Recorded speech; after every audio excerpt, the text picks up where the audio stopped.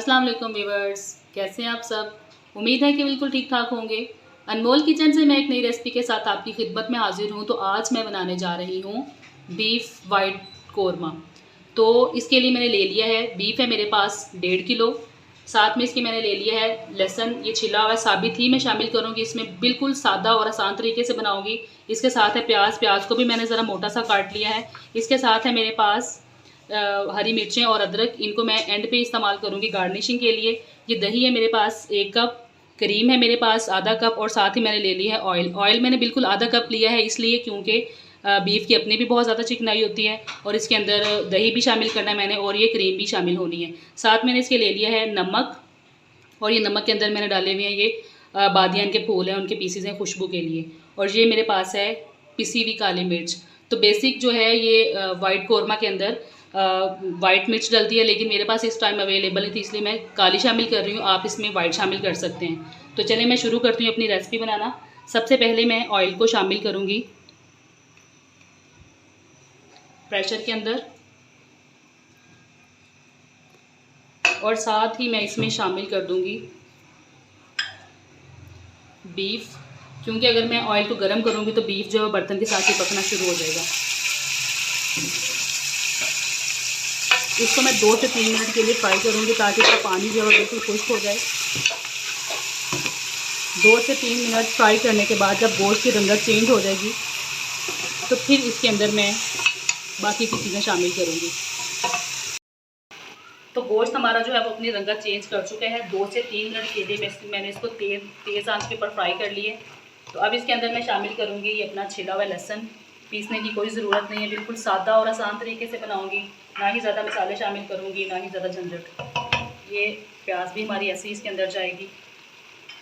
साथ ही मैं इसमें शामिल कर दूँगी ये नमक और बादियान के फूल। पानी मैं इसमें शामिल करूँगी, सिर्फ इतना पानी जिसमें ये आराम से गल जाए, बस। पानी डाल के मैं इसको जो है सिर्फ 10 से 12 मिनट के लिए कुक करूँगी। वेट लगा के जब विसल स्टार्ट हो जाएगा तो उसके बाद मैं इसको 12 मिनट दूँगी, और फिर इसको मैं आपको दिखाऊँगी खोल के, उसकी भुनाई स्टार्ट करूँगी।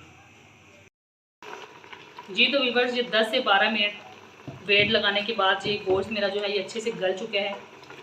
ये आप देख सकते हैं, ये बहुत ज़बरदस्त तरीके से गल गया। अब इसका मैं पानी खुश्क करूँगी, फिर इसको कढ़ाई में शिफ्ट करके दही डाल के इसको भूनना शुरू करूँगी। जी तो व्यूअर्स, आप देख सकते हैं पानी तकरीबन खुश्क हो चुका है हमारा, लहसुन और प्याज भी बिल्कुल गल चुका है। अब इस स्टेज पे आके मैं इसमें दही शामिल करूँगी।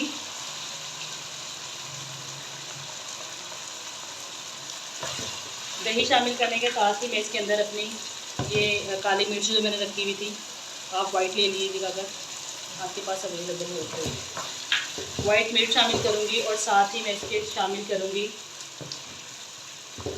1 टीस्पून साबुत ज़ीरा।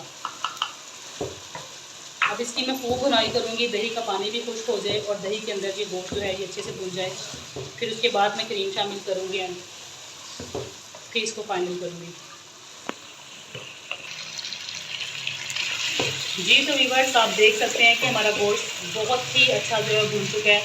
दही डाल के जब मैंने इसको भूना था तो ये देखिए इसके किनारे ऑयल छोड़ रहे हैं, तो ये बड़ा अच्छा भून चुका है। अब इस स्टेज पे आके मैं इसके अंदर क्रीम शामिल करूँगी। ये इसके अंदर क्रीम गई। क्रीम शामिल करके मैं इसको मज़ीद 2 से 3 मिनट भूनूँगी, और फिर ये फाइनल हो जाएगा। ये देखिए क्रीम डाल के मैं इसको मज़ीद 2 से 3 मिनट भूनूँगी। तो व्यूअर्स, ये 2 से 3 मिनट बाद क्रीम डाल के भूनने के बाद मैं इसके अंदर ये अदरक और हरी मिर्ची शामिल कर दूँगी ताकि इसकी एक प्यारी सी लुक आ जाए।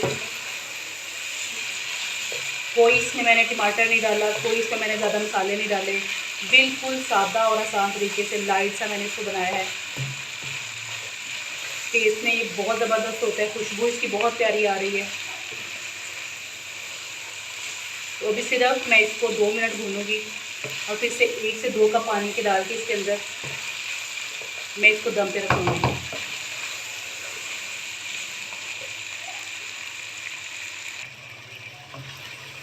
तो वीवर्स इसकी भुनाई जो है वो हो चुकी है फाइनल। आप देख सकते हैं इसके अंदर कितना ज़बरदस्त ऑयल नज़र आ रहा है, क्योंकि इसमें मैंने जो कुकिंग ऑयल था वो बिल्कुल कम शामिल किया था। तो अब इसके अंदर दही ने और क्रीम ने एक ज़बरदस्त ऑयल छोड़ दिया है। ये आप देख सकते हैं कितना शाइनिंग सी लुक इसकी आ रही है, बिल्कुल शाइनी सा, देखने में भी खूबसूरत लग रहा है। इसमें थोड़ा सा पानी शामिल करूँगी और इसको ढक के सिर्फ 2 से 3 मिनट पकाऊँगी और फिर मैं इसको डिश आउट करके आपको दिखाऊँगी।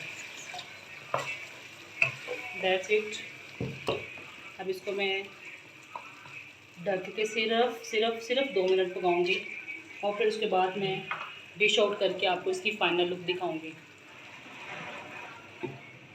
बस ये है मेरे वाइट बीफ कोरमा की फ़ाइनल लुक। वीडियो पसंद आए तो प्लीज़ मेरे चैनल को लाइक करें, शेयर करें, सब्सक्राइब करें और बेल आइकन को ज़रूर प्रेस करें ताकि मेरी हर आने वाली वीडियो आपको मिल सके। तो मुझे अनमोल किचन से दीजिए इजाज़त। नेक्स्ट किसी नई रेसिपी के साथ फिर से हाज़िर होंगी। तब तक के लिए अल्लाह हाफिज़।